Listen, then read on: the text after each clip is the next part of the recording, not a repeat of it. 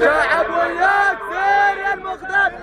بسم الله الرحمن الرحيم، والحمد لله رب العالمين بارئ الخلائق أجمعين، ثم الصلاة والسلام على أشرف خلق الله سيدنا وحبيب قلوبنا وشفيع ذنوبنا وقائد مسيرتنا أبي القاسم محمد. اللهم صل وسلم على محمد وآل محمد.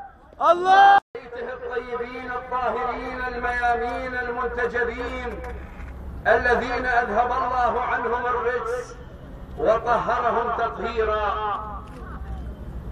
أيها المؤمنون، أيتها المؤمنات، في نهاية المطاف ونحن في هذا الموقف التضامني، في هذا الموقف الإسلامي الوطني مع إخوتنا الأبرياء السجناء الذين خلف قضبان السجون، حرية للمعتقلين. إننا في نهاية المطاف نجدد دعمنا ومساندتنا،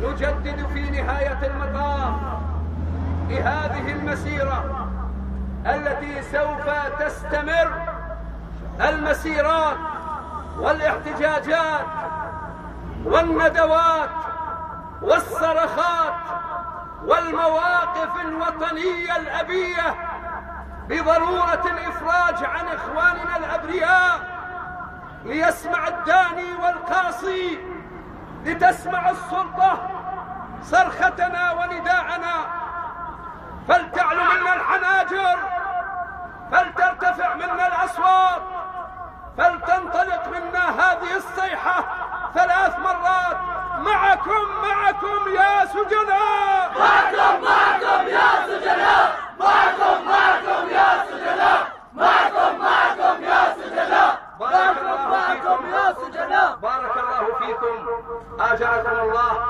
إنه لموقف ديني وطني أخلاقي مبدئي إنساني في نصرة المظلومين الأبرياء، وسوف نستمر في هذه المسيرات ليس من أجل الإفراج عن السجناء فحسب، وإنما ستستمر هذه المسيرة من أجل تحقيق مطالب الشعب الكريم، كافة المطالب الحقة. سوف نستمر بالنزول إلى الشوارع، بالاحتجاجات، بالتنديدات، من خلال الاعتصامات، من خلال الندوات، ومن خلال المقاومة السلمية لهذا الشعب المسالم، لهذا الشعب الذي برهنتم في هذا اليوم كما برهنتم سلفا أن لا حاجة لهؤلاء المرتزقة الذين جيء بهم من الخارج. سير يا المقدم، كل الشعب وياه. سير يا المقدم، كل الشعب وياه. سير يا المقدم، كل الشعب وياه. إخواني، لا حاجة لهؤلاء المرتزقة الذين يأكلون من أموال الشعب، والذين جيء بهم من أجل قمع الشعب، والذين يصنعون ويعملون عملية الاستفزاز للعمل السلمي لهذا الشعب.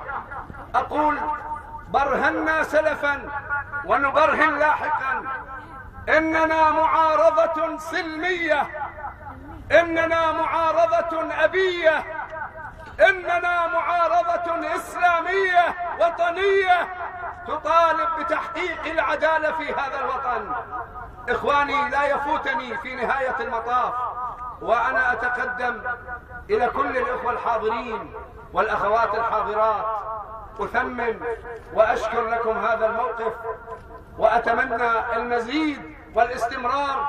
لا يفوتني ونحن نفقد رجلا هو معنا في قلوبنا، وهو رأس الحربة لمسيرة المقاومة الأستاذ الشجاع البطل برا بالدم نفديك يا شيماء، برا بالدم نفديك يا شيماء، برا بالدم نفديك يا شيماء، برا بالدم نفديك يا شيماء، برا بالدم نفديك يا شيماء. بإذن الله تعالى سيعود الأستاذ سالما منتصرا ظافرا ليكمل مسيرة المقاومة ومسيرة المواجهة ومسيرة النضال السلمي من أجل تحقيق آمال ومطالب هذا الشعب الكريم.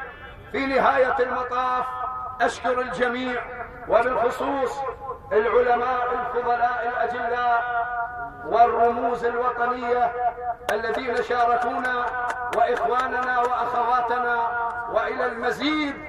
ولا ننسى الدعاء إلى أستاذنا الفاضل الأستاذ حسن مجيمع والسجناء أن يفرج الله عنهم في القريب العاجل، وقضيتهم قضيتنا.